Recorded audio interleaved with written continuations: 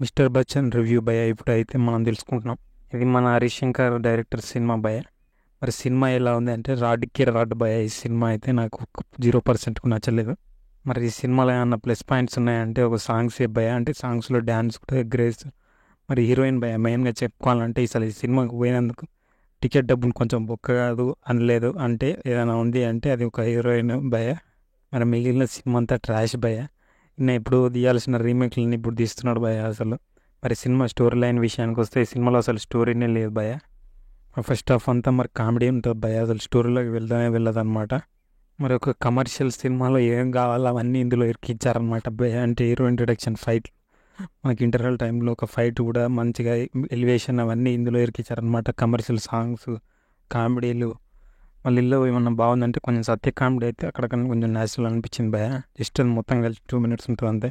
ఇక second half చూస్తే అయితే అస్సామే పోతాం భయ. మా అది అసలు ఎక్కడ కదలదు అనమాట అది. ఇంకా ఫస్ట్ హాఫ్ కొంచెం అటు ఇటు ఉంది అనమాట సత్య కామెడీ వల్ల. ఇంకా సెకండ్ హాఫ్ అది తలకాయ నొప్పి భయ. చేబాబు క్యారెక్టర్ కూడా ఫస్ట్ చాలా స్ట్రాంగ్గా చూపించారు భయ, అంటే ఇంట్రడక్షన్ అప్పుడు. తర్వాత మీడియా కూడా బాబు వెళ్ళని అయితే అనుకునేటట్టు అయితే ఉంది భయ సినిమా. మీరు చూస్తే మీకు ఎలా ఉంది కామెంట్ చేయండి భయ మీకు.